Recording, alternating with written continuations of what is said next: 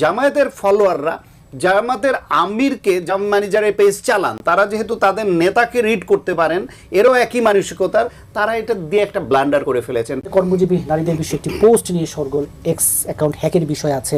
মানে এবার নির্বাচনে খুব বেশি এই যে নারী এবং মুক্তিযুদ্ধ কেন আলোচনা আছে? নির্বাচনে কথার উত্তেজনা আছে, আর একটা হচ্ছে গিয়ে বাজে কথা নিয়ে পরে উত্তেজনা সৃষ্টি, এই দুটা জিনিসই আছে। কথার উত্তেজনা হচ্ছে একে অপরকে ঘায়েল করবার জন্য যে উত্তেজিত কথা বলা, সেরকম একটা কথার উত্তেজনা আছে। সেটা বাংলাদেশে সবসময় নির্বাচনে রাজনীতিগুলো ছিল, আছে, হয়তো থাকবেও, আমি আপনি পছন্দ করি বা না করি, এবং এটা পৃথিবীর সব দেশেই কম বেশি থাকে, আছে। আর একটা হচ্ছে গিয়ে অসংলগ্ন, অপ্রয়োজনীয়, পশ্চাৎপদমুখী কথা বলে সেটা নিয়ে একটু উত্তেজনা তৈরি হওয়া এবং সেখান থেকে আবার সরে যাওয়া, অস্বীকার করা এবং সেটা নিয়েও আবার উত্তেজনা হওয়া, সেরকম। আজকে আপনার এখানে আসার আগে জামায়াতের আমিরের একটা বক্তব্য শুনতে আসছিলাম। চট্টগ্রামে অলি আহমেদ ছাতা মার্কা বোধহয় এলডিপি ওকে আছে, কিন্তু তাদের মার্কা তো ছাতা মার্কা। এই ছাতা মার্কা তার হাতে তুলে দিয়ে উনি সব জায়গায় জোটের শরিকদের অন্যদের তো মুরব্বী হিসেবে, উনি জোটের মুরব্বী না, তো জোটের মুরব্বী তার ছোট ভাই যারা আছে, বয়সে ছোট বড় যাই হোক, দল হিসেবে ছোট ভাইদের হাতে মার্কাটা তুলে দেন এবং তাদের জন্য একটু দোয়া দুরুদ পড়ে দেন। সেই হিসেবে ছাতা মার্কাটা অলি আহমেদের হাতে তুলে দিলেন এবং সেইখানে বক্তব্যে তিনি বললেন যে আপনাদের এইখানের, আপনাদের কৃতি সন্তান এই মাটির, তিনি মুক্তিযুদ্ধের সময় তিনি প্রথম বললেন উই রিভোল্ট। জামাত হলো একটা রাজাকারের দল, আলবদর আল শামসের দল, গণহত্যা গণধর্ষণের অভিযুক্ত একটা দল। তারা মুক্তিযুদ্ধের পক্ষের এই বয়ানটা অপ্রয়োজনীয়ভাবে দিতে যায় কেন? না দিলে কোনো ক্ষতি ছিল বলেন তো? না দিলে তো এই মিথ্যা বলার অভিযোগটা আজকে আসে না। উই রিভোল্ট জিয়াউর রহমানের বলা উক্তি।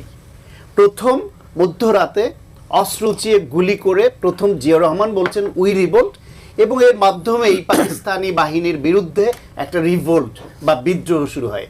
এটা একেবারে শতসিদ্ধ প্রমাণিত সত্য। সেই সত্যের বিপরীতে দাঁড়িয়ে জামায়াতের আমির বলছেন, অলি আহমেদ বলছে উই রিভোল্ট। আমার ধারণা অলি আহমেদ লজ্জিত হয়েছে এটা শুনে, উনি কিছু বলেন নাই তখন।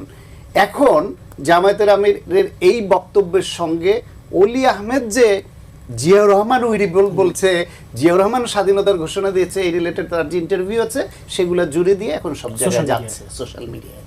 তো এই ভদ্রলোকের বা তার জোটের বা তার দলের কি উপকারটা হলো না অপকার হলো তিনি বুঝতে পারেন?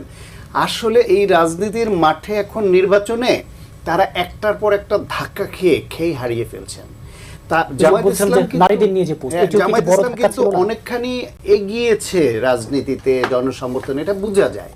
কিন্তু আমার ধারণা তারা এই খেয়ে হারিয়ে ফেলে একটার পর একটা ব্লান্ডার করবে এবং যত নির্বাচনের দিন ঘনিয়ে আসবে তারা যতটুকু সমর্থন পাবে বলে প্রত্যাশিত ছিল অনেকের কাছে, সেটা ডে বাই ডে কমতে থাকবে তাদের এই অসংলগ্ন কথা আচরণের কারণে।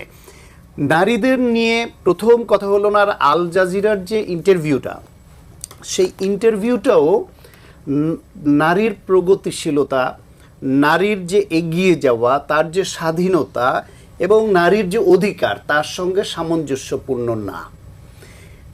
তারা ধর্মীয় রাজনীতি করেন, তাদের দৃষ্টিভঙ্গিতে সেটা করেছেন, মানলাম। হুবহু উনি ওই ইন্টারভিউতে যেই কথাগুলো বলেছেন তার সব কথাগুলোর সঙ্গে এটাকে মানে একরকম কর্মজীবী নারীদের পতিতার সঙ্গে তুলনা করে শুধু এই শব্দটা যোগ করে একটা এক্স পোস্ট হয়ে গেল। সেটা নিয়ে যখন বিতর্ক হলো, তারপরে আমার ধারণা এই যে বড় বড় নেতারা তাদের যে এই যে এক্স বলেন, ফেসবুক পেজ বলেন বা সোশ্যাল মিডিয়া ডিল করে, এটা নিজে তো করেন না, এত সময় তো এদের নাই, একটা টিম থাকে। এখন জামায়াতের নারীর প্রশ্নে তাদের দৃষ্টিভঙ্গি কি সেটা কিন্তু আমরা জানি, তাদের বক্তব্য জানি, তাদের আচরণে জানি, তাদের অতীত ভূমিকা জানি।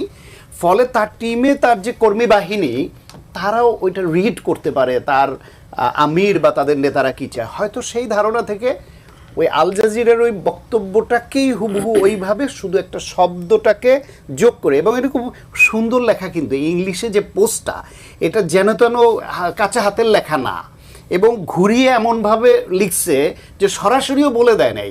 যদি জামায়াতকে জড়িয়ে এরকম একটা হাইপ তোলার জন্য কোনো গোষ্ঠী করতো তাহলে এই ভাষার লেখা হওয়ার কথা না। এক, দ্বিতীয় হলো গিয়ে এরপরে উঠলো বললো যে হ্যাক হয়েছে।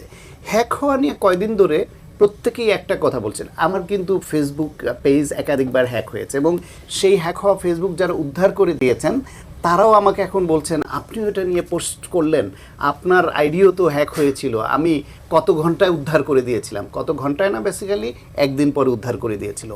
কিন্তু সেই উদ্ধার করবার জন্য আমাকে আইডি কার্ড হাতে নিয়ে ছবি তুলে পাঠাতে হয়েছে, অনেক প্রশ্নের জবাব দিতে হয়েছে, আমার ইমেলে তাদের তার আগে যখন হ্যাক করে তার আগে মেসেজ আসে সামওয়ান অন্য কোনো ডিভাইস থেকে যাচ্ছে। এখন তো 2 ফ্যাক্টর অথেন্টিকেশন আরও রেস্ট্রিক্টেড হয়েছে, তার উপর যদি এটা আবার ভেরিফাইড পেজ হয় তাহলে তো আরও সুরক্ষিত। সেইখানে যদি তার এটা অন্য কেউ হ্যাক করে থাকে তাহলে ওই যে তার মেলে অথবা তার মোবাইলে যে টেক্সট আসার কথা সেই মেসেজ দুইটা ওরা দেখাই দিলে হয়েছে, ওটা কিন্তু দেখাচ্ছে না। এবং এত অল্প সময়ের মধ্যে উদ্ধার হওয়া, এই মেসেজ না দেখাতে পারা, সমস্ত কিছু এটা মোটামুটি প্রমাণিত যে এইটা আসলে হ্যাক হয় নাই।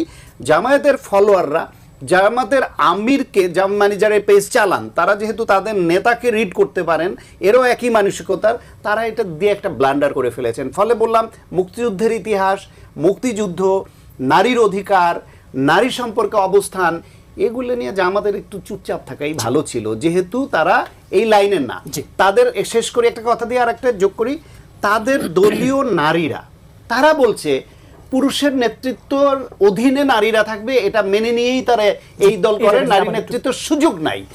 সেটা অন্যরা করতে পারেন, ওনাদের ব্রেন ওয়াশ হয়েছে, অন্যরা করতে পারেন। অন্য ধর্মের তারা কেন করবে? কর্মজীবী বিভিন্ন নারী যারা স্বাধীনতা চায় এবং এই যুগে নারী স্বাধীনতা যারা চর্চা করে তারা তো ওনাদের এই ধারণায় আসবে না। তাহলে 51% নারীর দেশে জামাত কত শতাংশ ভোট হারালো আর নিজেদেরকে কতটা তারা অধঃপতন করলো, সেই হিসাবটা তো ইলেকশনে পাওয়া